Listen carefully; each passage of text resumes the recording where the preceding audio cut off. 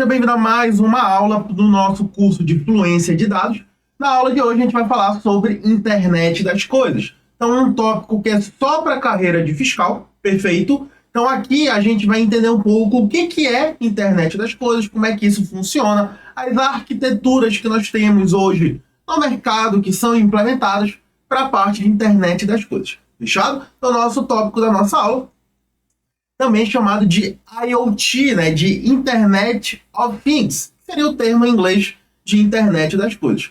Internet das Coisas, a gente começa explorando esse tema, vou até voltar aqui no nosso título. Internet das Coisas é basicamente a gente ter várias coisas, qualquer coisa, conectada a uma rede, de preferência a uma internet, que a gente consiga acessar e controlar essa coisa de qualquer lugar onde a gente estiver. Então, eu começo a ter vários dispositivos conectados à internet. Ar-condicionado, geladeira, televisão, dentro de uma realidade um pouco mais próxima a nossa. Quando a gente olha, por exemplo, para a indústria, eu já tenho sensores, equipamentos, medidores que eu consigo conectar a uma rede e atuar nesse sensor, atuar nesse equipamento de forma remota, de forma mais automatizada e também de forma mais precisa. Então, conforme eu vou incluindo essa conectividade nessas coisas, nesses dispositivos, a gente consegue gerenciar vários desses equipamentos remotamente, né? Ou até mesmo delegar isso para um assistente pessoal, como uma Alexa, como uma Siri, que a gente às vezes costuma ter em casa. Por exemplo, Alexa, liga o ar-condicionado. Isso só é possível porque o ar-condicionado ele consegue oferecer uma conectividade. Então, eu conecto esse ar-condicionado na rede, na internet, e eu consigo gerar algum tipo de ação a esse equipamento, tá? Mas a internet das coisas não é apenas os nossos eletrodomésticos conectados na internet. Eu falo aqui de qualquer dispositivo conectado à internet. Eu olho para uma cidade, por exemplo, eu posso ter semáforos na internet, posso ter iluminação pública, posso ter secretarias, posso ter postos de saúde com sensores, com monitores, com câmeras. Então, tudo isso envolve Internet das Coisas. Fechado? Então, entrando aqui na parte conceitual, Internet das Coisas é um paradigma em que objetos físicos tornam-se inteligentes e conectados à internet. Então, eu começo a trazer vários equipamentos que antes não ofereciam isso e conecto eles na internet justamente para eu conseguir coletar algum tipo de informação, gerar algum tipo de ação que aquele objeto, que aquele dispositivo possa fazer. Basicamente, eu vou combinar um objeto físico. Esse objeto físico ele não perde o sentido da existência dele. Por exemplo, uma cadeira. Se eu conecto uma cadeira na internet, ela continua sendo uma cadeira. Eu não perco o sentido, o significado, a existência daquele objeto. Eu estou apenas adicionando uma nova tecnologia. Então, eu vou ter o meu objeto físico, que ele continua sendo aquele objeto, que ele continua executando, desempenhando o papel pelo qual ele foi fabricado, ele foi desenvolvido. Eu agora vou incluir sensores ou atuadores. Um sensor ele é um equipamento que vai capturar eventos que acontecem no mundo real. Um sensor de presença ele vai capturar se existem pessoas dentro de um ambiente. Um sensor de proximidade, um sensor de iluminação, um sensor de... Enfim, sensores, a gente vai estar capturando informações do mundo real e trazendo isso para dentro do nosso ambiente digital. Então, geralmente, um sensor ele vai capturar alguma informação analógica, alguma informação que seja analógica, que exista no mundo real, e ele traz isso para o nosso mundo digital. Então, ele converte esse sinal analógico em um sinal digital que consegue ser tratado agora pelo meu computador. Perfeito? Por exemplo, um sensor de chuva. Ah, tá chovendo ou não tá chovendo? Ele pode transformar isso em 0 para dizer que não está chovendo ou em 1 para dizer que está chovendo. Então, ele está capturando aquela informação analógica, convertendo para um sinal digital para que eu consiga trazer essa informação para dentro de um computador, consiga analisar, processar e tomar alguma decisão a respeito desse sinal, dessa informação que foi capturada. O atuador, por outro lado, ele não vai capturar a informação. O atuador é ele que vai gerar algum tipo de ação nesse objeto.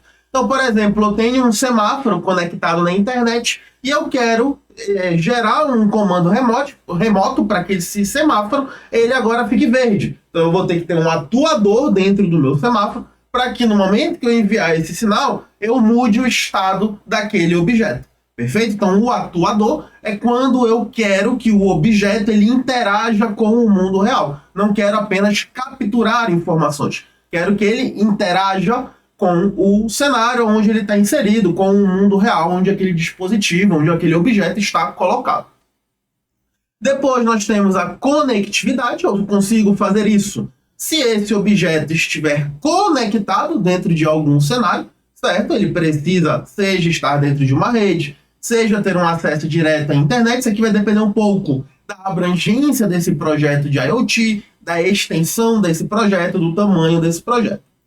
E, por fim, processamento. Então, o meu objeto ele não faz apenas o papel para o qual ele foi desempenhado. Ele precisa agora ser capaz de coletar informações do mundo real, processar essa informação e converter para um sinal analógico, ou receber algum tipo de operação e interagir com o ambiente. Então, processar esse sinal que ele recebeu e entender qual é o tipo de interação que ele precisa ter com o cenário onde ele está instalado, onde ele está inserido. Então, o processamento envolve o meu objeto agora ser capaz de entender se ele está coletando, o que ele está coletando, e o que ele precisa fazer com esse dado que ele coletou, e se ele vai gerar algum tipo de ação no meu ambiente. Que tipo de ação, qual a extensão dessa ação que ele vai executar.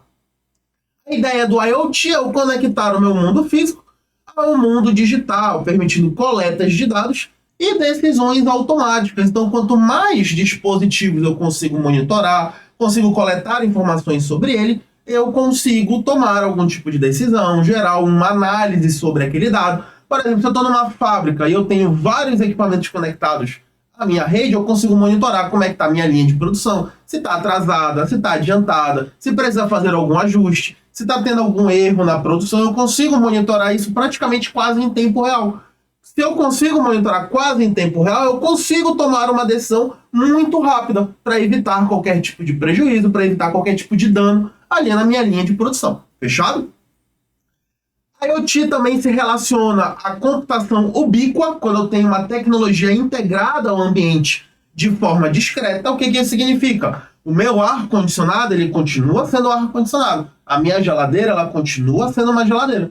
Eu só estou adicionando um pequeno componente que vai permitir que aquela geladeira processe os dados relacionados a ela e ela envie esses dados ou receba esses dados de algum outro lugar. Então, ele vai ter agora um processamento bem discreto que não vai modificar o funcionamento daquele objeto, não vai modificar a função que aquele objeto desempenha.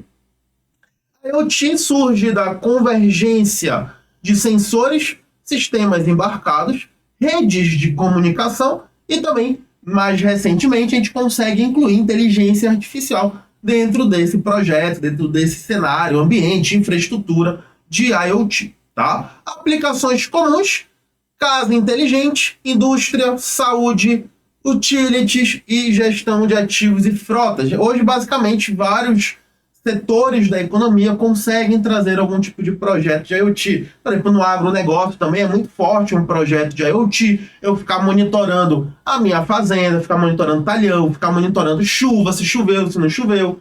Vou ficar monitorando temperatura de como está a minha plantação. Se a minha semente ela germinou do jeito que ela tinha que germinar, se está crescendo o que se espera que seja de crescimento ali da minha plantação, a gente consegue monitorar várias informações a respeito do nosso ambiente. E essas informações elas precisam estar inseridas em algum tipo de conectividade para que eu possa coletar essa informação. Aqui nós temos vários projetos, né, por assim dizer, de internet das coisas. Uma imagem apenas para a gente exemplificar isso que a gente acabou de conversar. Eu tenho, por exemplo, fábricas habilitadas com IoT, então eu consigo monitorar os equipamentos. Cada equipamento eu posso colocar um sensor e um atuador nesse equipamento, ficar coletando as informações da linha de produção, quantos produtos foram produzidos, a qualidade desse produto, colocar uma câmera, por exemplo, para acompanhar a qualidade de saída daquele produto, Aqui a gente tem a parte de portos, aeroportos e estações. Então, trazer algum tipo de coleta de informação em espaços públicos, monitorar o tráfego de pessoas, quais são as pessoas que estão passando por ali, o que elas estão consumindo, aonde elas estão parando, para onde elas estão indo. Então, são informações que a gente pode coletar monitorando o nosso ambiente. Eu tenho aqui também, trens, aviões e navios que podem estar conectados a uma rede para a gente coletar esse tipo de informação. A gente tem alguns projetos em algumas cidades no Brasil que a gente consegue monitorar o tempo de espera de um transporte público. Então a gente já tem essas informações. O transporte público ele já está conectado à internet e a gente consegue acompanhar o tempo que aquele transporte público vai demorar para chegar no seu destino. Então isso tudo são projetos que envolvem o uso de IoT. IoT ele não é um produto que é fabricado. IoT ele é uma convergência, ele é um conjunto de objetos físicos que possuem algum tipo de processamento e que estão conectados em alguma rede. Então eu consigo coletar essas informações, consigo enviar informações para esses dispositivos. Com a expansão do uso de internet das coisas, crescem também preocupações com segurança e privacidade. Esse aqui é um ponto muito importante para a sua prova, porque a internet das coisas não é apenas a facilidade da gente conseguir monitorar essas informações, mas também envolve segurança e privacidade por conta desses dispositivos. O que acontece? Como eu vou ter agora muitos objetos conectados à internet, perceba que a minha superfície de ataque ela vai aumentando. Ou seja, cada objeto que eu coloco na internet, isso é uma porta de entrada para um indivíduo malicioso, para um atacante, por exemplo, para um hacker, e explorar algum tipo de vulnerabilidade e acessar o meu ambiente. Então, quanto mais dispositivos eu coloco, mais portas eu estou colocando na internet, né? Portas possíveis de serem explorados por algum indivíduo malicioso. Então, eu aumento a minha superfície de ataque. Perfeito? Porque eu estou me expondo cada vez mais dentro da internet, conforme eu vou adicionando cada vez mais dispositivos. E a parte de privacidade, a gente remete a LGPD, tratamento de dados pessoais. E se eu tenho, por exemplo, um projeto de IoT de monitoramento, envolve eu entender câmeras, envolve eu capturar tráfego de pessoas, entender quais são as pessoas que estão passando. Conforme eu vou coletando cada vez mais informações, a gente consegue mapear algum comportamento pessoal daquela pessoa. E com isso pode acabar expondo algum tipo de dado sensível. Eu posso descobrir a sua orientação política, descobrir a sua orientação sexual, descobrir alguma característica de saúde daquela pessoa. E isso são dados sensíveis, de acordo com a LGPD, que não podem ser tratados de forma a eu relacionar essa informação a uma pessoa específica. Eu até posso tratar dado sensível, mas esse dado sensível ele tem que ser anonimizado, ou seja, eu não posso associar esse dado sensível diretamente a uma pessoa. Eu posso saber quantas pessoas tem, mas não posso saber quais pessoas são. Deu para entender um pouquinho a diferença? Eu consigo tratar os dados sensíveis de forma agregada, mas não de forma detalhada, entendendo qual pessoa possui tal orientação, tal característica de saúde, de forma a expor essa pessoa. Por serem interconectados, muitas vezes, inclusive em redes sem fio, os dispositivos de IoT podem ser mais vulneráveis a ataques e vazamentos. Esses dispositivos, como eles são dispositivos simples, eu não trago um processamento tão complexo para esses dispositivos, eventualmente eles não se protegem muito bem nesse acesso à internet. Eles não estão por trás de toda uma estrutura de rede que geralmente as organizações possuem. Então é preciso ter um cuidado muito grande sobre como esses dados vão ser coletados, vão ser enviados a esses dispositivos. Então aqui nessa imagem a gente tem um fluxo macro, tá, de como funcionaria um projeto, um dispositivo de internet das coisas. Perceba que nós temos os sensores, poderiam ser sensores ou atuadores.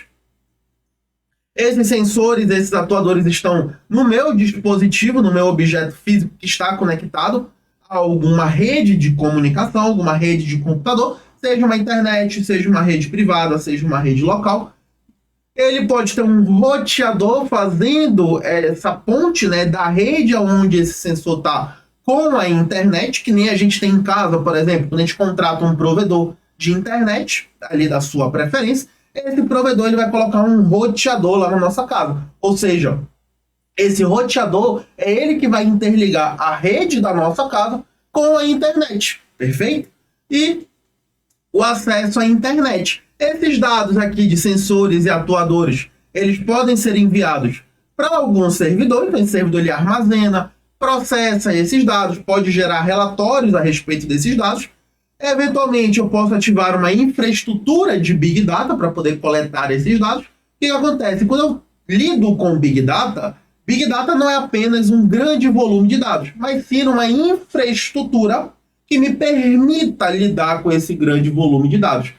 Conforme eu vou tendo cada vez mais dispositivos interconectados, eu preciso coletar cada vez mais dados desses dispositivos. E geralmente esses dados eles são de diferentes formatos. Eu posso estar lidando com dado semi-estruturado, com dado não estruturado, e aí eventualmente eu precise ativar uma infraestrutura de Big Data para poder ser capaz de coletar, processar e analisar esses dados que são gerados por um ambiente de IoT, tá? Então, Big Data aqui ele entra exatamente como um habilitador da infraestrutura capaz de lidar com esse grande volume de dados que é gerado pelos nossos sensores. Posso analisar esses dados e, eventualmente, tomar alguma decisão ou mostrar para o meu usuário o resultado desses dados coletados, da ação dos atuadores nesses dispositivos. Então, eu mostro para o meu usuário, apresento algum tipo de relatório, algum tipo de painel, algum tipo de dashboard, que ele consiga acompanhar o comportamento desses sensores, desses atuadores. Alguns elementos básicos que nós temos dentro de um cenário de IoT. A gente tem a identificação do meu dispositivo. O que acontece? Se esse meu dispositivo ele está conectado em uma rede, ele precisa ser endereçável dentro dessa rede. Ou seja, eu preciso ter um endereço que seja capaz de eu localizar aquele dispositivo para poder acessar aquele dispositivo. Perfeito? Então ele precisa ser endereçável e localizável dentro daquela rede. Geralmente a gente vai trabalhar com IPv6 ou IPv4. Se eu estiver dentro de uma rede de computador, todo o equipamento que a gente conecta dentro de uma rede de computador, ele vai ter um endereço associado àquele equipamento para que ele possa ser localizável e endereçável dentro da rede. Por exemplo, você está lá na sua casa, você vai conectar o seu celular no seu Wi-Fi, o seu celular ele vai ter um endereço para que ele seja localizável e endereçável dentro da sua internet. Assim como os nossos dispositivos de IoT, eles também precisam ter um endereço, essa identificação para que ele possa ser endereçável e localizável. E dessa forma eu consigo chegar nesse equipamento, coleto essas informações, trago para a minha infraestrutura, processo, analiso e devolvo isso para algum outro tipo de cenário. Sensoriamento envolve a coleta de dados no ambiente. Então aqui nós temos os nossos sensores. A gente pode ter sensor de temperatura, sensor de luz, sensor de movimento. Então qualquer tipo de equipamento que seja responsável por capturar as informações do meu mundo real, tá? Do meu ambiente físico de fato. Comunicação. Uma vez que eu coleto essa informação, eu preciso enviar essa informação para algum lugar. E quem vai habilitar esse envio é uma rede de comunicação que vai ser estabelecida entre o dispositivo IoT e entre a minha infraestrutura ou alguns servidores que a gente vai utilizar para fazer a coleta desses dados. Dentro das formas de comunicação de um ambiente de IoT, a gente precisa ter atenção para os tipos de rede que a gente pode utilizar, como rede Wi-Fi, Bluetooth, Zigbee, e também para protocolos que vão definir como essa comunicação ela vai ocorrer. Um protocolo ele é uma regra formal que a gente utiliza para estabelecer uma comunicação dentro de uma rede de computador. Por exemplo, você vai abrir um site lá no seu computador, ele vai aparecer lá para você no seu navegador https, e o site que você quer abrir. Por exemplo, o site do corrente que a gente tem aqui no nosso slide. Esse HTTPS é o que a gente chama de protocolo. Esse protocolo é ele que vai definir quais são as regras para que essa comunicação ocorra. Ou seja, para que o seu computador ele solicite essa página para o servidor e você carregue toda essa página lá no seu navegador. Então, para todo tipo de comunicação que é feita dentro de uma rede de computadores, nós temos protocolos associados a isso. Você quer assistir um vídeo no YouTube? Tem um protocolo que vai fazer a transferência desse vídeo para o seu computador. Você quer ver ouvir um áudio no Spotify? No Deezer, vai ter também um protocolo que vai definir como essa transferência ela vai ocorrer. Perfeito? Então, o protocolo ele é como se fosse um idioma, uma linguagem que os dispositivos vão utilizar para poder se conversar dentro de uma rede e acessar ali os recursos que querem ser acessados. Por exemplo, quero enviar um e-mail. Caso você ainda envie e-mail hoje em dia, eu envio bastante e-mail.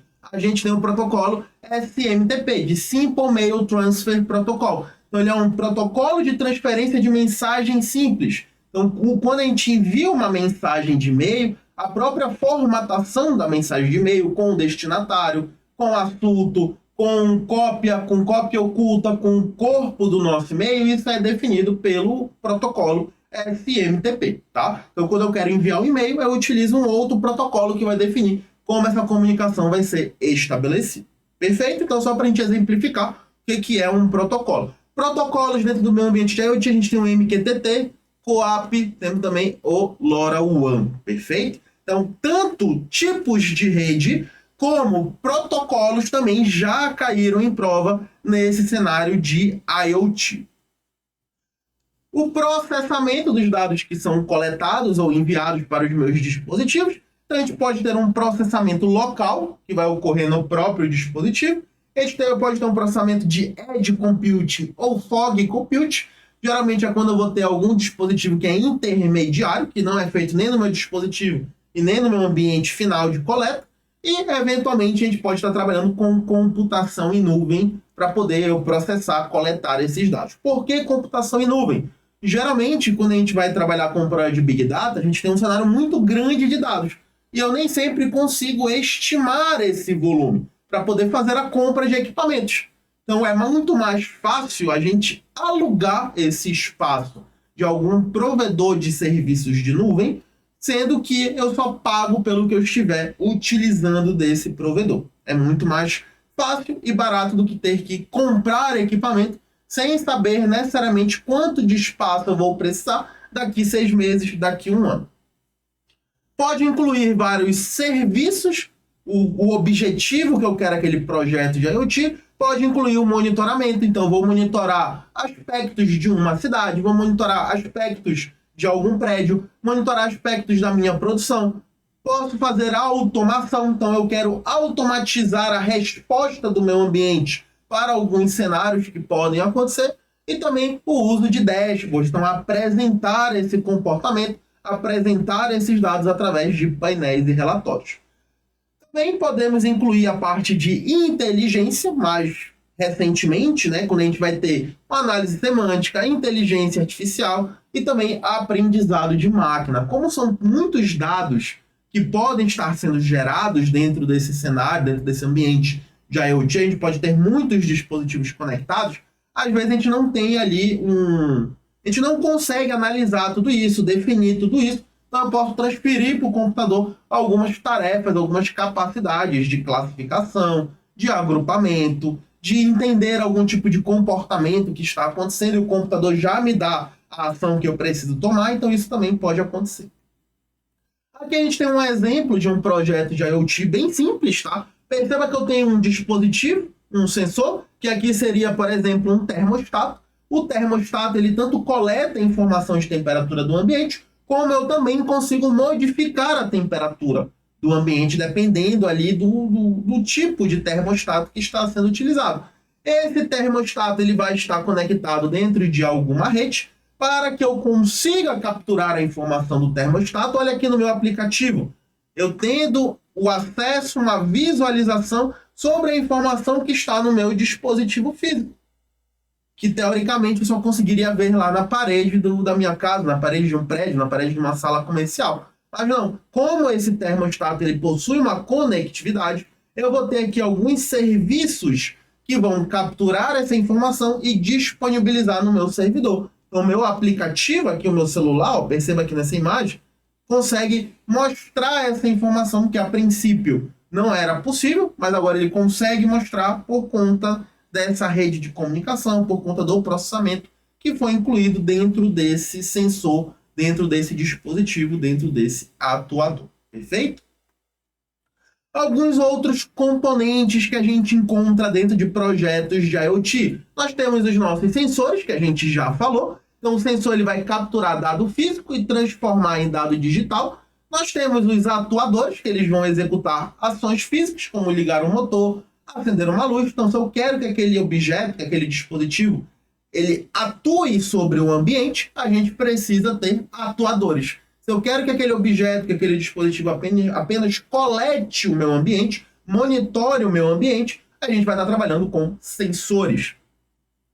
Nós vamos ter dispositivos embarcados. O que acontece? Dispositivo embarcado é quando eu tenho toda a necessidade de processamento em um único dispositivo, em um único chip, em uma única placa. Dentro desse chip, dessa placa, eu tenho processamento, eu tenho memória, eu tenho o software que ele vai executar, o programa que ele vai executar, que é o que acontece com os nossos dispositivos de IoT. Eu não preciso pegar um computador e colocar dentro da minha geladeira, dentro do meu ar-condicionado. Eu quero que ele seja capaz de coletar informações que dizem respeito sobre um ar-condicionado. Posso coletar a temperatura, a qualidade do ar, volume do ambiente, enfim.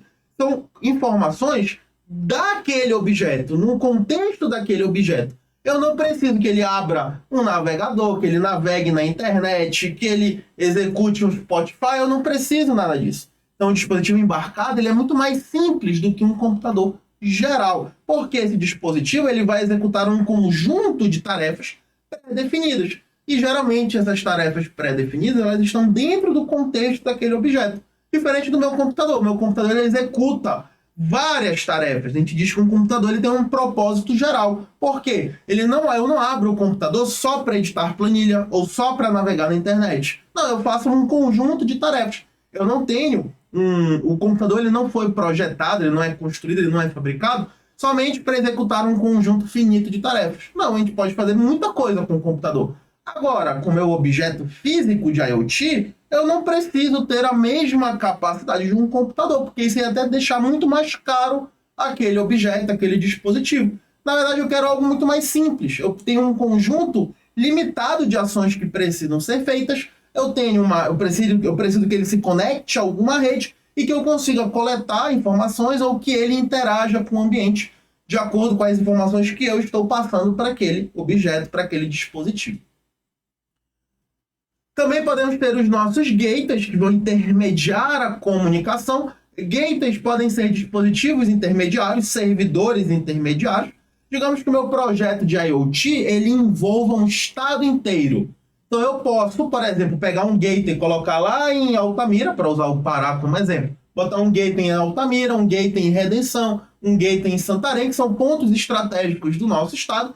Esses gateways, esses servidores vão coletar as informações dos municípios ao redor dele e depois eu consolido tudo isso. Só aqui em Belém, por exemplo, ou em uma computação em nuvem. Depois eu consolido todas essas informações. Então eu consigo melhorar toda essa parte de tráfego de dados dentro do meu projeto de IoT. E eventualmente a gente pode trabalhar com computação em nuvem. Então eu vou contratar armazenamento, processamento, análise e incluir visualização dos dados que estão sendo coletados dos nossos dispositivos. Aqui a gente tem um fluxo básico, tá? Resumindo um pouco essa imagem aqui que a gente viu antes, tá? De fluxo de internet das coisas. Dentro desse fluxo a gente tem sensores que coletam os dados do ambiente. A gente pode ter, inclusive, atuadores, né? Que vão gerar algum tipo de ação no meio ambiente. O dispositivo embarcado ele pode processar essas informações localmente. Esse processamento pode ser formatar a informação, converter o sinal analógico em sinal digital, transformar essas informações dentro de um pacote que vai ser transferido dentro de uma rede. Os dados eles são enviados via rede, seja através de Wi-Fi, Bluetooth, Zigbee ou LoRaWAN, são tipos de redes que nós utilizamos em projetos de IoT. A nuvem ela armazena e analisa essas informações e as aplicações exibem os dados e enviam comandos aos atuadores. Tá? Então seria um fluxo básico de como funcionaria um projeto de IoT. Dispositivo embarcado, que a gente falou ainda há pouco, então um sistema embarcado, ele é um sistema computacional dedicado, projetado para executar uma função específica. Essa aqui é a palavra-chave. O meu dispositivo embarcado, ele é construído para executar um conjunto de atividades específicas para onde aquele dispositivo ele vai ser instalado, ele vai ser fabricado. Se eu tenho o meu ar-condicionado conectado na internet, ele tem um dispositivo embarcado lá dentro, que ele vai fazer um conjunto de atividades, de tarefas, no contexto daquele ar-condicionado. Se eu tenho um equipamento industrial conectado à internet, que eu consigo coletar e enviar ações, o dispositivo embarcado daquele equipamento industrial, ele foi configurado, projetado para executar somente aquele conjunto de ações definidas dentro daquele equipamento industrial. Ele não faz mais nada fora do contexto daquele equipamento. Perfeito? Dentro de um dispositivo maior, combina o hardware, pode ser um microcontrolador ou um processador, e o software necessário para a sua execução.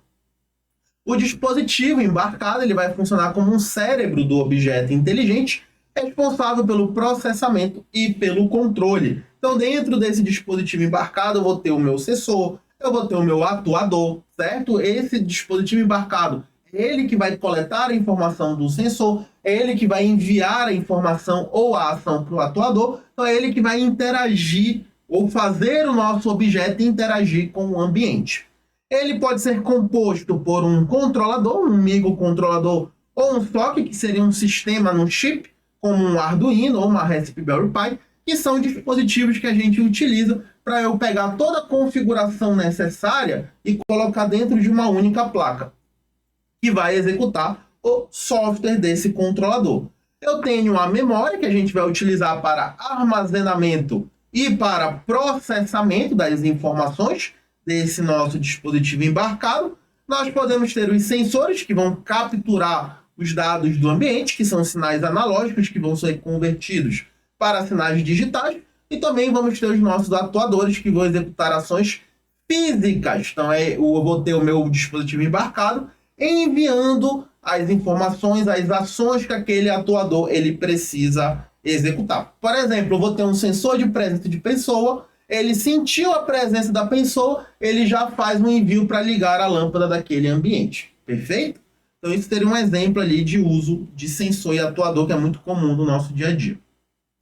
A conectividade do nosso projeto de IoT, a gente pode ter rede Wi-Fi padrão 802.11, tá? Esse 802.11 é a RFC, que vai dizer como o Wi-Fi ele funciona, como a gente se conecta a uma rede Wi-Fi, como a gente negocia a autenticação em uma rede Wi-Fi.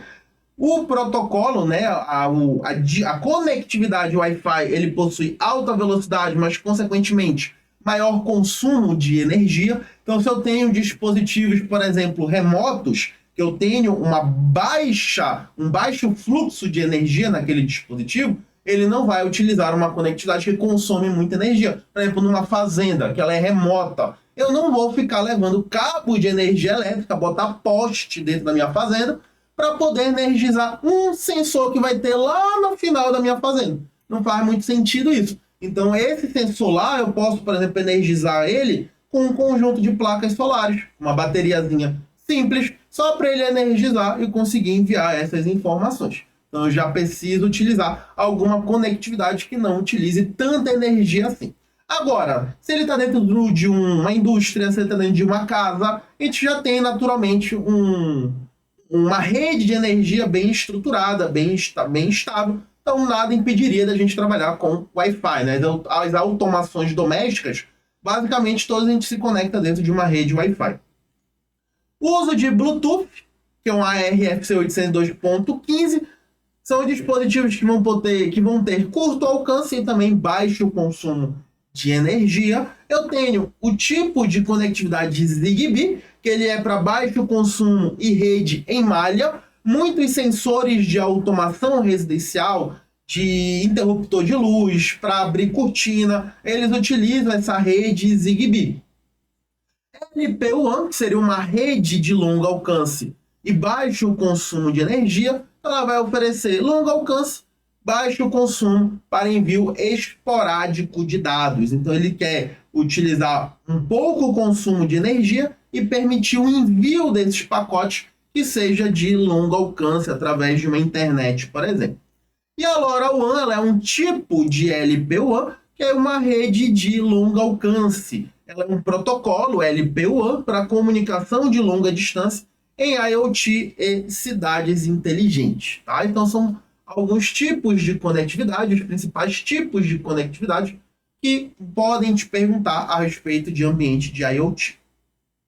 A inteligência ou processamento do meu ambiente de internet das coisas, ele pode ocorrer em 3 níveis. Pode ocorrer no dispositivo, que a gente vai chamar de nível de dispositivo, geralmente envolve decisões simples e imediatas, no próprio sensor ou no próprio microcontrolador, por exemplo, desligar o motor por superaquecimento. Essa informação da temperatura, eu não preciso ter que enviar tudo isso lá para minha nuvem, eu analisar, processar, aí não, realmente está superaquecendo. Aí eu devolvo isso para o meu controlador para ele desligar o motor. Não, às vezes é uma decisão que eu preciso que aquele dispositivo seja capaz de processar, identificar e tomar aquela decisão. Tá? Porque esse tempo que eu demoro para enviar esse dado e esse dado voltar, eu posso já ter perdido o dispositivo que a gente está utilizando.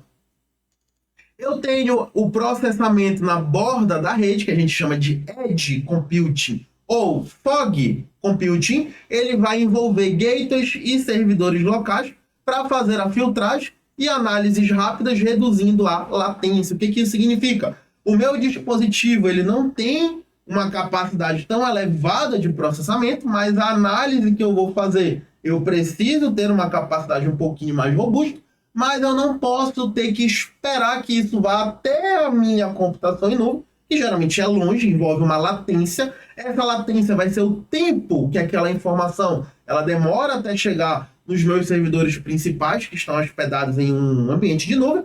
Então eu não tenho todo esse tempo para esperar. Então eu preciso ter uma decisão rápida, mas com alguma capacidade ainda melhor de processamento, que eu não teria localmente no meu dispositivo. Então, a gente pode ter gateways e servidores locais intermediando essa comunicação e já fazendo algum tipo de análise e enviando a informação para o nosso dispositivo.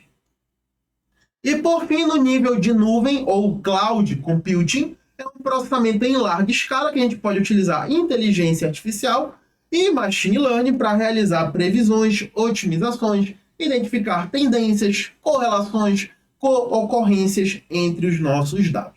A integração com IA permite uma tomada de decisão autônoma, análise preditiva, então com base nos meus dados históricos, eu consigo estimar alguma tendência para o meu futuro, e reconhecimento de padrões com aprendizado contínuo e automação inteligente. Tá? Então, quando eu integro inteligência artificial num projeto de IoT, perceba que eu ainda preciso coletar o dado, eu preciso transferir esse dado, eu preciso armazenar esse dado, para ir depois a inteligência artificial, um aprendizado de máquina, um aprendizado profundo, que ele consiga gerar algum tipo de insight sobre aquele dado que a gente armazenou. Aqui a gente tem uma imagem representando esses níveis de processamento.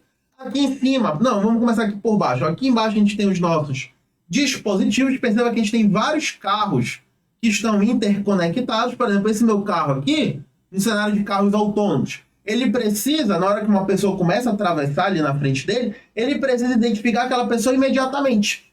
Já pensou? O carro autônomo, ele vai registrar que tem um objeto na frente dele, ele vai coletar esse dado, aí ele vai enviar até a nuvem, aí a nuvem vai dizer, opa, é uma pessoa, freia. Aí no que ele devolve esse dado para frear, o carro já passou por cima da pessoa, porque ele precisa ter uma decisão rápida, em tempo real. Então eu preciso, dependendo do cenário de IoT, eu preciso que alguns dispositivos eles consigam já fazer algum processamento local e já tomar uma decisão imediata sobre o ambiente que ele está interagindo. Tá? Então, um carro autônomo seria um exemplo desse cenário. Se eu posso esperar um pouquinho e o carro autônomo ele não tem ali, digamos, um nível de processamento muito elevado, a gente pode enviar isso para o nível de Edge, o nosso nível aqui de Edge Computing ou Fog Computing. Perceba que a gente tem aqui servidores, temos bancos de dados que vão estar coletando essas informações, pode estar tomando algum tipo de processamento já para responder aquilo para o meu dispositivo, para o meu carro aqui, para o meu ônibus, para a minha ambulância. E aí, caso aqui não seja mais suficiente, a gente envia esses dados eventualmente para os servidores que estão na nuvem, para um processamento aqui de larga escala, integrando todo esse nosso cenário lá na minha nuvem, tá?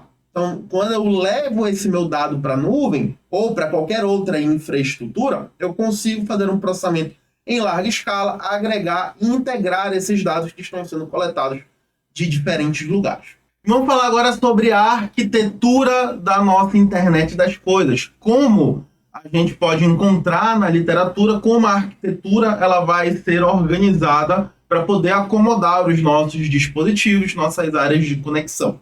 A arquitetura da IoT ela pode ser compreendida a partir de 3 camadas. A gente vai ter a camada de percepção, onde a gente vai ter os nossos sensores e atuadores coletando os dados, interagindo com o mundo físico. Então é a camada que a gente vai perceber a IoT funcionando, nosso ambiente de IoT funcionando. Então a gente vai ter os sensores coletando as informações, os atuadores gerando algum tipo de ação interagindo com o ambiente.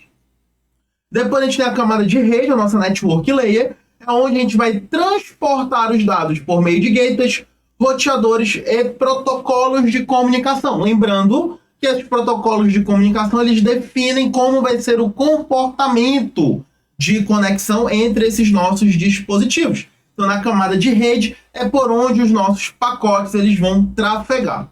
E por fim, a camada de aplicação, application layer, é onde a gente vai ter a nossa computação em nuvem e os sistemas que vão processar dados e gerar dashboards, relatórios e algumas automações dependendo dos dispositivos que são utilizados. Então, nosso fluxo geral, eu tenho a coleta do meu dado, a transmissão, o processamento desse dado e a geração de valor. Então, na hora que eu consigo, por exemplo, coletar essas informações de todos esses carros, que não fossem carros aqui, tá? Que fosse, por exemplo, informações de UBS, de posto de saúde, eu coletar quantas pessoas eu tenho naquele posto de saúde, como está a fila de espera, o tempo de atendimento, e agrego tudo isso aqui em cima, eu consigo trazer relatórios, consigo trazer painéis para que os líderes, né, os decisores, os gestores, eles consigam acompanhar esse comportamento quase em tempo real do cenário ali que a gente está capturando todas essas informações. Aqui a gente tem uma imagem também para representar a nossa arquitetura de IoT. Aqui embaixo a gente tem a camada de percepção, a Perception Layer, onde a gente vai ter os nossos sensores, os nossos atuadores. Então a gente tem aqui alguns exemplos, né, de sensores e atuadores. Esses dispositivos eles precisam se conectar em alguma rede. A gente vai ter a nossa camada de rede com roteadores e gateways. Esses roteadores, esses gateways, eles podem processar os dados que estão sendo gerados por esses dispositivos e já devolver algum tipo de ação que aquele dispositivo precisa fazer, ou eles podem simplesmente intermediar a comunicação entre os nossos dispositivos com a camada mais acima, com a camada de aplicação, que vai ser responsável pela análise em larga escala desses dados que são gerados e apresentar essas informações agregadas, consolidadas e integradas, seja em painéis, seja em relatórios, seja em dashboards, seja através de sistemas, seja através como um resultado de um algoritmo de aprendizado de máquina para os gestores, para os usuários que precisam acessar e monitorar esse projeto de IoT.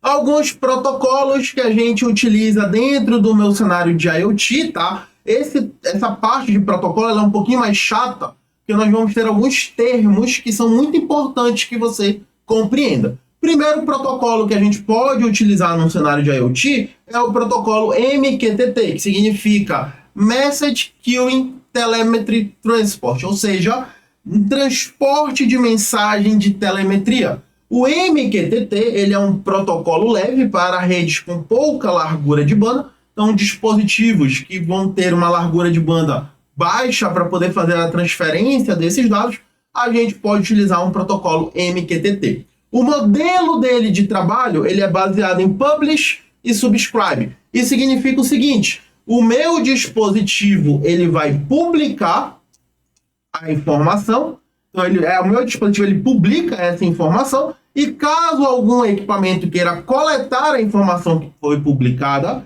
esse equipamento ele precisa se subscrever àquela publicação que está sendo gerada. Imagina o seguinte, imagina que os meus dispositivos de IoT eles são como revistas e os equipamentos que vão receber aquela revista é como se fosse o assinante da revista. Se você assina aquela revista, como a gente fazia antigamente, né, na época dos maias, dos astecas, antes da gente ter os sites digitais, as revistas online, a gente assinava a revista e recebia em casa, né, essa revista, como Veja, Isto É, entre outras. Então você assinava aquela revista, a editora publicava aquela revista e você recebia aquela revista na sua casa. Então a ideia aqui é mais ou menos a mesma. O dispositivo, o objeto físico, ele vai publicar essa informação. E que informação é essa? Se for um dispositivo de sensor de temperatura, ele vai publicar várias informações de temperatura. Então, a cada 30 minutos, ele coleta a temperatura do ambiente, ele coleta a temperatura de um equipamento, enfim. Então, ele vai pegar esses dados e vai publicar esses dados. Depois que ele publica esses dados, se algum outro dispositivo ele quiser acessar essa informação que foi publicada, ele precisa se subscrever a esse dispositivo. Então aqui a gente vai ter os nossos subscriber. Então ele se subscreve para toda vez que o meu cliente aqui, o meu dispositivo, ele publicar uma nova informação, esse meu cara aqui ele já vai receber automaticamente essa informação, porque ele vai ser um subscriber daquele dado. Se eu tiver 20 sensores aqui, o equipamento responsável pela coleta do dado, ele precisa se subscrever nos 20 sensores para poder coletar essas informações. E quem vai gerenciar tudo isso vai ser o broker MQTT. Então, o broker MQTT, ele é um software, um programa.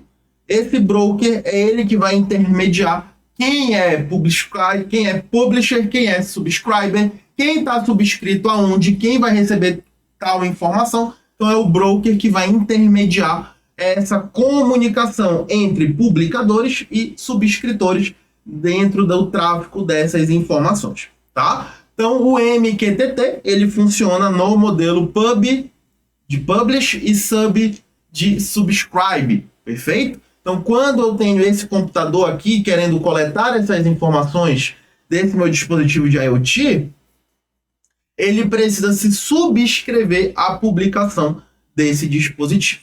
O broker ele vai intermediar essas mensagens e é baseado no protocolo TCP de transporte de informações.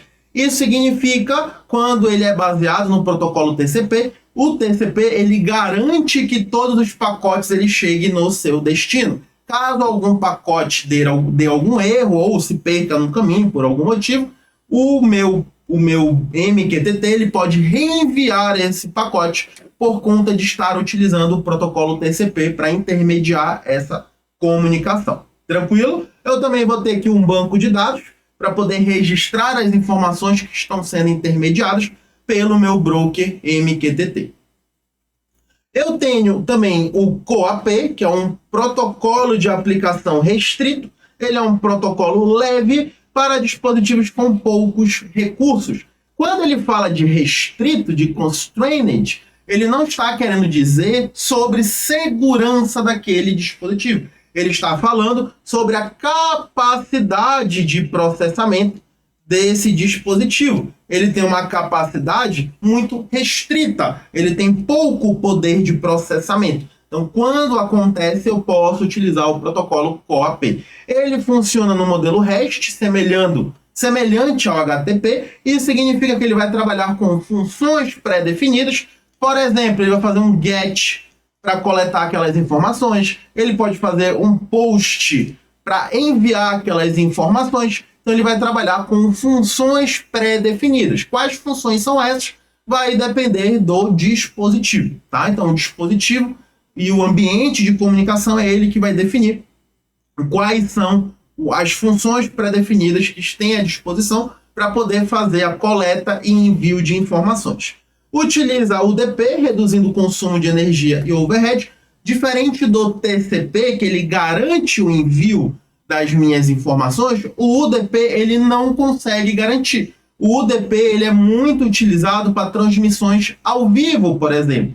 Porque a transmissão ao vivo, se você perdeu alguma coisa, ele não vai reenviar aquilo que você perdeu. Você já perdeu. Eu não me preocupo em reenviar aquela informação. Então, o UDP ele não garante o envio de todos os pacotes, mas ele quer garantir um envio mais rápido daqueles pacotes. Diferente do TCP, que ele vai garantir o envio de informação. Por exemplo, você está vendo ali um vídeo no YouTube, na Netflix, e pode dar uma travada naquele vídeo. O que isso significa? Que o sistema, né, que é a aplicação que você está utilizando, ele está esperando os outros pacotes serem recebidos para poder renderizar aquela imagem e apresentar para você.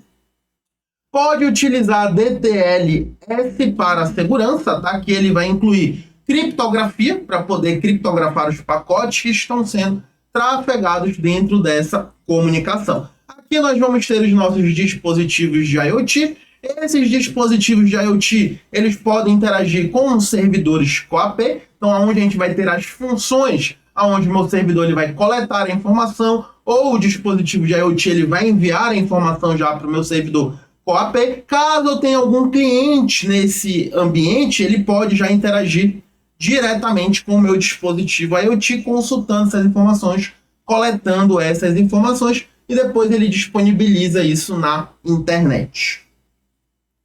Por exemplo, um sensor de temperatura em uma plantação. Ele vai disponibilizar o recurso através de uma URL. Tá? Essa URL ela vai ser acessada como se eu estivesse acessando um site, só que eu não estou utilizando aqui o HTTP, eu estou utilizando o CoAP, que é o protocolo que a gente vai utilizar para poder solicitar a informação. Vou colocar aqui a localização, o endereço desse sensor e qual é a informação que eu quero que aquele sensor ele me envie. Então aqui eu vou disponibilizar esse recurso através dessa URL. Quando eu quero agora consultar esse recurso, vou fazer um GET nessa URL. Com o GET, eu quero consultar, eu quero recuperar aquelas informações. Então, na hora que eu faço o GET na URL CoAP disponível, ele vai me retornar com a informação de temperatura que está sendo coletada. Perfeito? Ele vai me retornar aqui 25,3. Então, se eu quero registrar essa temperatura ao longo de um dia, eu, em intervalos periódicos, eu vou sempre fazer esse GET e eu registro a hora, a data que eu fiz o GET dessa temperatura. Conceitos associados ao CoAP, a gente tem um conceito de API, que é um conjunto de regras que permite a comunicação entre sistemas. O API ele funciona como uma interface, que a gente vai interagir entre dispositivo e servidor. A API ela vai disponibilizar um conjunto de funções pré-definidas para que a gente possa recuperar ou enviar informações entre os meus dispositivos CoAP. E o RESTful ele é um padrão de API baseado em recursos e métodos, como o GET e o POST. Então, essa API, padrão RESTful, eu vou ter funções pré-definidas, vou ter métodos pré-definidos para poder acessar e consultar as informações disponibilizadas. Outro protocolo, o HTTP REST, esse aqui é um protocolo um pouco mais pesado, porém amplamente utilizado dependendo do cenário, do ambiente de IoT que a gente estiver trabalhando. Ele trabalha num modelo cliente-servidor. Então, eu vou ter vários clientes interagindo com um servidor dentro do meu ambiente. Trabalha com métodos como GET, POST, PUT e DELETE. São métodos RESTful, por isso que está HTTP REST, onde a gente vai ter esses métodos. Usa HTTPS, ou seja, ele vai incluir segurança na comunicação HTTP. Quando eu falo que a comunicação ela vai ser HTTP, significa o seguinte: eu tenho aqui o meu cliente e ele quer solicitar algum recurso, por exemplo, um site. Ele quer solicitar acesso a um site. O que vai acontecer nessa minha comunicação? Esse meu cliente, ele envia uma solicitação para onde esse servidor ele está disponível. Essa solicitação a gente chama de SYN, perdão, não é de ACK, que ACK é depois. A gente chama essa solicitação de SYN. O que vai acontecer? É como se o meu cliente ele estivesse mandando um oi para o servidor que possui aquele site. Esse servidor aqui, ele recebe essa solicitação e ele devolve com um SYN aqui. Ou seja, oi, tudo bem? Você está querendo o quê? O que você quer? O que você quer acessar? E aí depois o meu cliente ele vai devolver isso com um ACK. Ou seja, ele aceita as condições E o meu cliente e o meu servidor, eles vão estabelecer um túnel de comunicação. Depois que eles estabelecem essa minha conexão, então agora as informações elas vão ser trafegadas. Isso é um exemplo de como o HTTP funciona. Toda vez que você acessa um site, é isso que acontece com o servidor que hospeda aquele site. A gente estabelece a conexão, depois que a conexão é estabelecida, aí sim é feito o envio dos pacotes dentro daquele canal de comunicação. Se eu tiver um HTTPS, ele vai trazer agora esse túnel criptografado. Então ele vai criptografar as informações que vão ser transmitidas dentro desse túnel que foi estabelecido, dentro dessa comunicação que foi estabelecida. Perfeito? Um exemplo, um sistema de monitoramento em nuvem, um dispositivo IoT envia os dados do tipo post https api.empresa.com/sensores. Ou seja, o dispositivo ele está indo até o meu sistema e ele está enviando as informações, não é o contrário. Por exemplo, aqui foi o contrário. Aqui eu acessei o meu sensor. Eu fiz um get lá no meu sensor. Aqui, no caso, ele está fazendo um post. Ele vai postar essa informação que ele possui nessa URL, api.empresa.com/sensores. Então, ele está tomando a iniciativa de postar essas informações. E aí, o corpo dessa requisição ele vai seguir um formato JSON, onde eu vou ter chaves e campos e pares de campo e valor. Então, se você observar aqui, eu tenho uma chave para abrir, uma chave para fechar a informação. Aqui eu vou ter o nome do campo, aqui eu vou ter o valor associado a esse campo, aqui eu tenho o nome do campo e o valor associado a esse campo. A gente poderia incluir, por exemplo, aqui uma informação de relógio para saber quando essa informação ela foi enviada.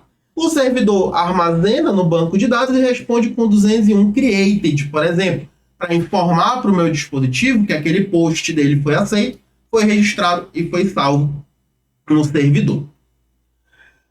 Segurança e privacidade em IoT, isso aqui é uma discussão muito interessante que costuma cair bastante em prova, tá? Ele não entra aqui em detalhes técnicos de tecnologia, de como fazer, ele entra mais numa discussão teórica de como fazer, de como se preocupar a respeito da segurança e privacidade em IoT. A IoT, ela eventualmente amplia a superfície de ataque. Quanto mais equipamentos eu tenho conectado à internet, mais a minha empresa ela está disponível na internet, ou seja, a minha superfície de ataque ela aumenta. Eu tenho mais portas que podem ser exploradas para possíveis ataques. As vulnerabilidades elas podem afetar os dados e o mundo físico, ou seja, os dados que são registrados pelos meus sensores. Um indivíduo malicioso pode acessar esses dados, modificar esses dados de forma não autorizada, ou até mesmo se for um atuador, ele gerar ações naquele dispositivo. Por exemplo, ele invadiu ali alguns semáforos, ele liga 2 semáforos de um cruzamento ao mesmo tempo. Olha o caos que isso pode gerar dentro de uma cidade, por exemplo. Dispositivos de IoT podem ter senhas fracas e configurações padrão inseguras, firmware desatualizado ou também às vezes estar sem suporte. Isso tudo são vulnerabilidades que podem ser explorados por algum indivíduo malicioso, tá? E acontece, como são muitos dispositivos, eventualmente a gente vai cansando ali de configurar todos os dispositivos numa configuração padrão, bonitinha, que seja mais segura. Então, se eu não faço isso, eu estou me expondo ao risco, né? Eu estou criando, entre aspas, vulnerabilidades que podem ser exploradas. Dispositivos comprometidos, eles podem se tornar zumbis. O que isso significa? Se um indivíduo malicioso ele teve acesso a algum dispositivo, ele pode fazer com que esse dispositivo solicite conexões, gere ações que aquele dispositivo desconhece. Então ele vai ser um zumbi. E quando eu tenho vários zumbis, a gente vai ter uma botnet. E essa botnet ela pode realizar ataques de negação de serviço.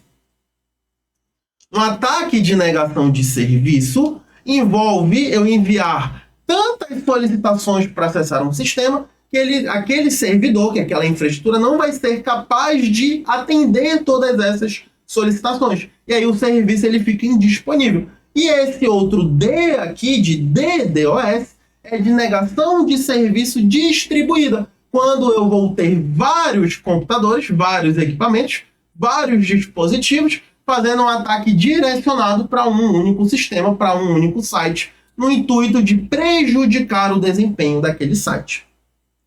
No meu cenário de IoT também, por a gente ter um ecossistema heterogêneo, com vários fabricantes e vários padrões, isso também pode dificultar uma padronização e proteção homogênea, né, única entre outros, com todos os meus dispositivos. E um ponto importante também de destacar aqui, que a gente não destacou antes, é a característica heterogênea do meu ambiente de IoT. O que isso significa?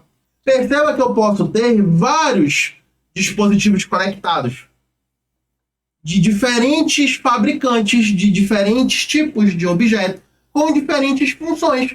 Então, tudo isso pode existir dentro do meu ambiente de IoT. Eu não tenho uma obrigação do meu ambiente de IoT ele lidar somente com um tipo de dispositivo. Não, eu posso ter um ecossistema totalmente heterogêneo, com vários dispositivos diferentes, com diferentes fabricantes trabalhando em conjunto para atender o meu projeto como um todo. E por que isso é possível? Porque os protocolos de comunicação que a gente utiliza dentro de uma rede de computador são protocolos abertos, onde qualquer dispositivo qualquer fabricante, ele pode implementar aquele protocolo no seu dispositivo. São protocolos abertos justamente para incentivar essa comunicação e evitar também, imagina o seguinte, imagina que um fabricante, ele cria o seu próprio protocolo e ele diz que somente dispositivos fabricados por ele vão poder se conversar. Se eu tiver que trocar todo um parque que eu já tenho construído, olha só o custo que eu vou ter, o trabalho de manutenção que eu vou ter. Então, às vezes, um fabricante, ele fechar o seu equipamento com um protocolo proprietário, isso acaba prejudicando o seu próprio desempenho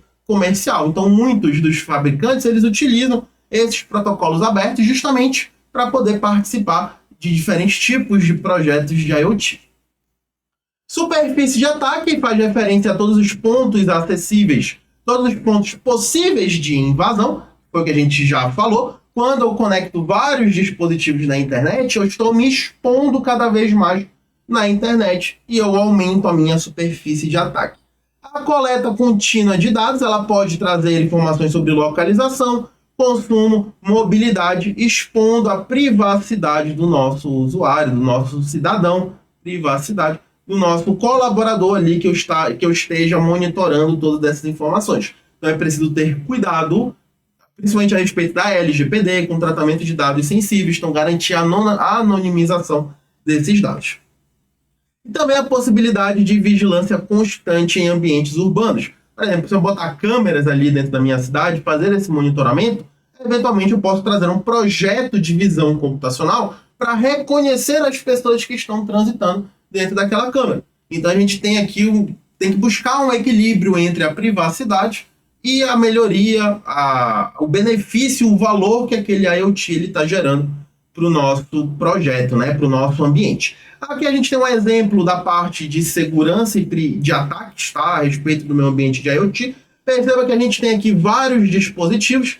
Eu tenho aqui um dispositivo que ele está vulnerável. Um indivíduo malicioso ele conseguiu acessar esse dispositivo. Consequentemente, ele consegue ter acesso à rede onde aquele dispositivo está inserido. Então, ele consegue fazer ataques num alvo aqui que ele possui. Tá? A mesma coisa acontece com o acesso dos servidores, das aplicações que disponibilizam esses recursos, né? Todos os resultados de análise do ambiente de IoT. Então, ele pode explorar esses dispositivos de IoT que estão conectados na internet. Geralmente não tem uma camada de segurança tão elaborada como um ambiente de organização, como um ambiente de empresa. Então, o indivíduo ele explora esses dispositivos, então, eventualmente, ele consegue acessar aquela rede, então pode direcionar ataques para algum alvo que ele tenha em mente.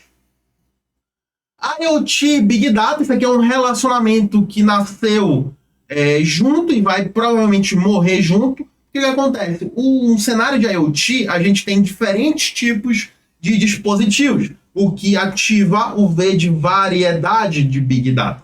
O que isso quer dizer? Quando eu tenho diferentes tipos de dispositivos, eles podem gerar diferentes tipos e formatos de dados. Eles podem gerar dado estruturado, dado semi-estruturado, dado não estruturado. Então eu preciso ser capaz de coletar e processar esses diferentes formatos. E se eu estou precisando lidar com dado não estruturado, dado semi-estruturado e dado estruturado, eu preciso ativar uma infraestrutura de Big Data, onde eu vou ter tecnologias e ferramentas que me tornem capaz de processar essas informações. Perfeito? Por isso que a gente tem aqui IoT e Big Data, eles andam muito de mãos juntas, justamente por conta da característica de Big Data, que envolve os 5 Vs de Big Data, além de variedade, a gente também tem volume, que é a grande quantidade de dados que é gerada por esses dispositivos, a velocidade, que muitas vezes eu preciso coletar esses dados quase em tempo real, ou o mais próximo possível de tempo real. Veracidade e valor, aqui são questões mais que não vão tratar diretamente sobre IoT, mas sim uma característica de Big Data. Veracidade envolve a gente validar e tratar os dados que são capturados. Então, garantir que aquele dado ele é verdadeiro, que ele não foi modificado. E o valor significa a gente coletar e processar somente os dados que fazem sentido para algum tipo de decisão que vai ser tomada. Não trazer, coletar e ingerir dados que não vão agregar naquela análise que está sendo feita.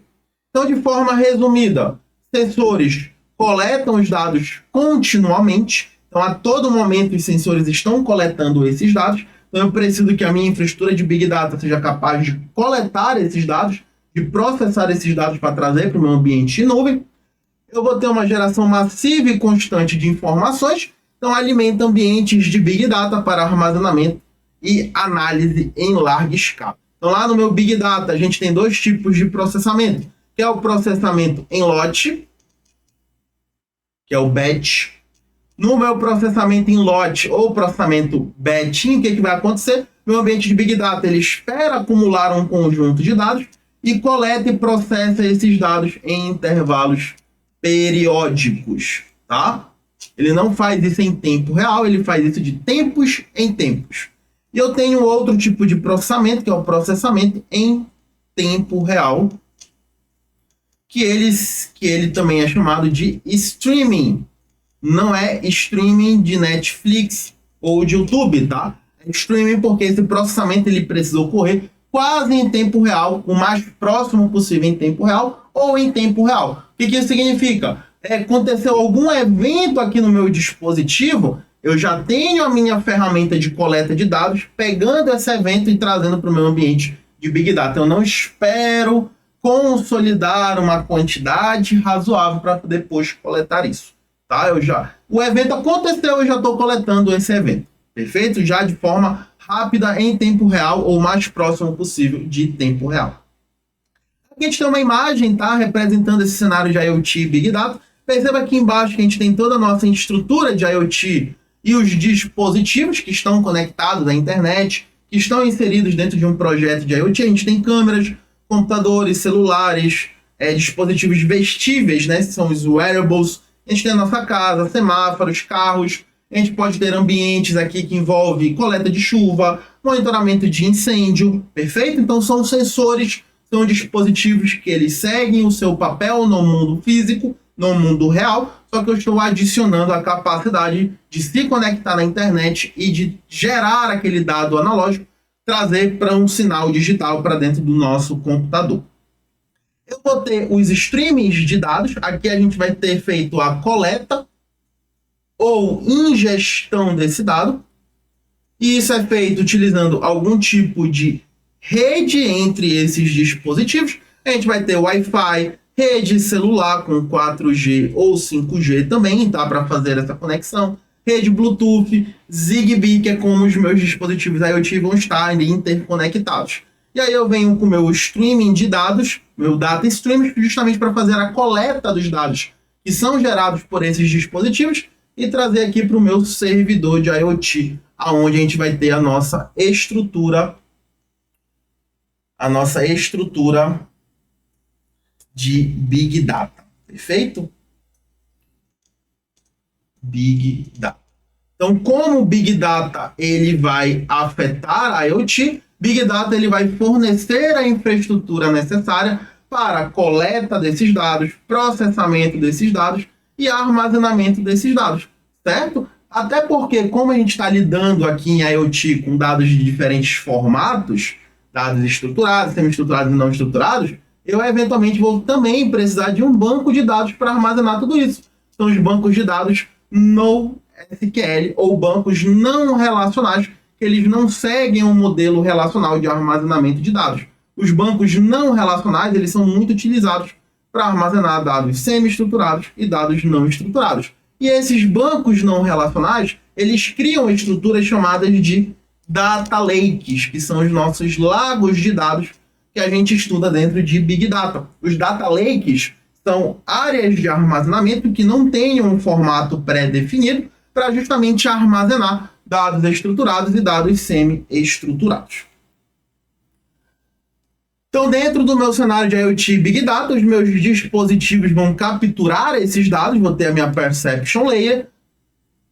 Os dados são transmitidos pela rede, através da minha camada de rede, a minha Network Layer. Eu vou ter um armazenamento em nuvem, eu posso trabalhar com Data Lakes, como eu acabei de falar para você. Esse Data Lake, ele vai ser ativado, ele vai ser suportado, ele vai ser implementado utilizando bancos NoSQL, bancos não relacionais, mas eu também posso utilizar bancos de séries temporais. Uma série temporal é quando eu monitoro uma variável ao longo do tempo. Vocês já viram um gráfico mais ou menos assim, ó? O que isso significa? Eu tenho aqui a minha variável que está sendo monitorada e aqui embaixo eu tenho o tempo, uma variável de tempo. Então, em cada momento do tempo, eu consigo observar o valor que aquela minha variável alcançou. Por exemplo, um sensor de temperatura. Então, cada ponto aqui é uma temperatura diferente ao longo de um tempo, ao longo de um dia, ao longo de um conjunto de horas que eu estou fazendo esse monitoramento. Perfeito? Então, aqui a gente teria uma série temporal. Dentro do meu cenário de Big Data, a gente vai ter um processamento com streaming, como eu falei para vocês, pode ser um processamento em lote ou em streaming, quase em tempo real. Cenário de analytics, para a gente poder fazer análise desses dados que estão sendo armazenados.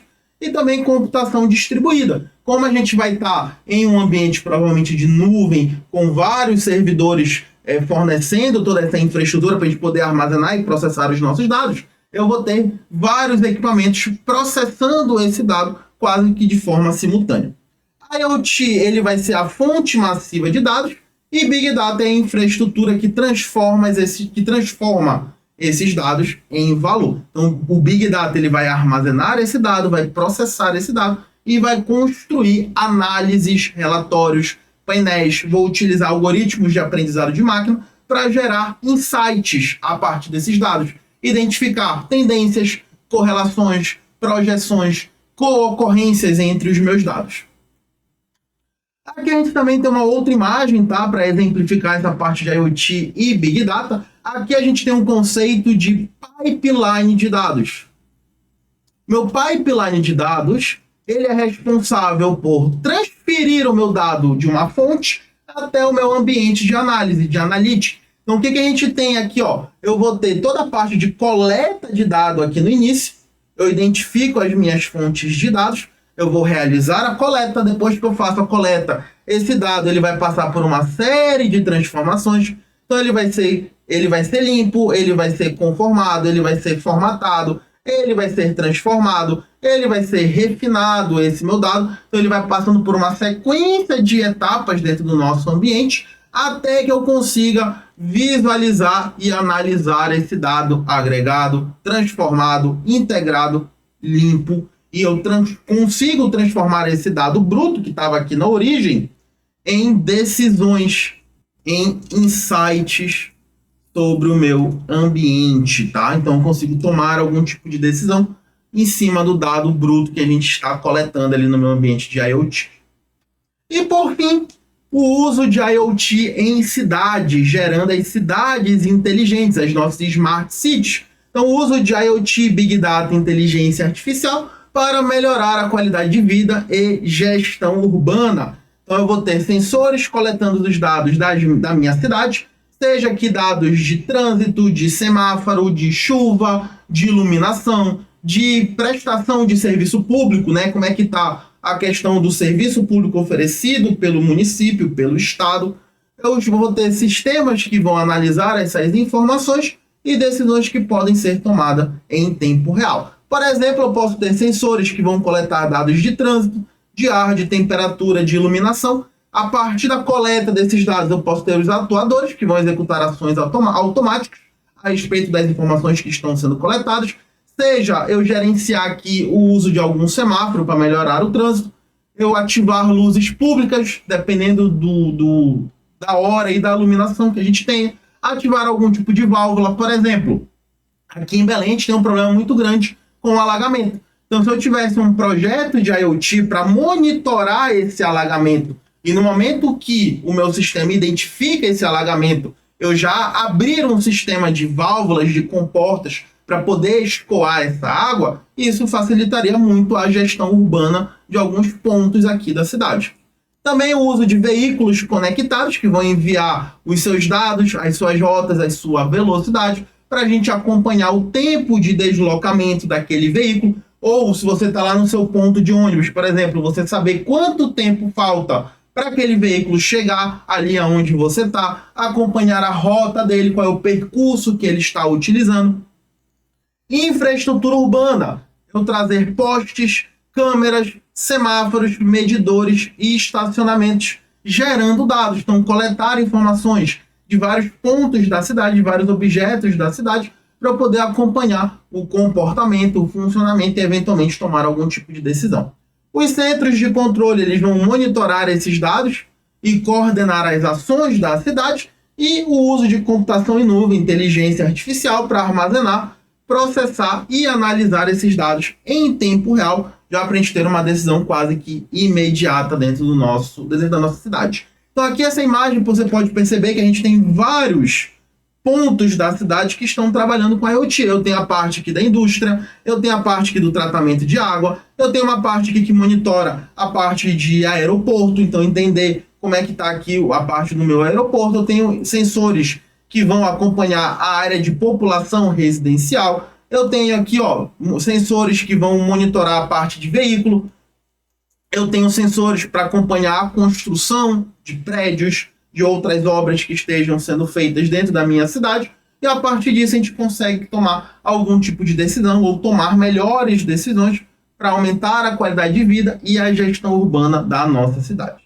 Fechado? Com isso a gente fecha o nosso tópico. Dentro dessa aula, a gente falou sobre internet das coisas, um dos tópicos do nosso conteúdo de fiscal para a Cefa Pará. Então aqui a gente entendeu o que é a IoT, o que é os nossos objetos físicos conectados na internet, o que são sistemas embarcados, dispositivos embarcados. Falamos sobre arquitetura e componentes dentro de um projeto de IoT e também relacionamos a IoT com Big Data, tá? Além de a gente ter falado sobre cidades inteligentes também, que são tópicos dentro dessa disciplina de IoT que podem cair lá na hora da sua prova.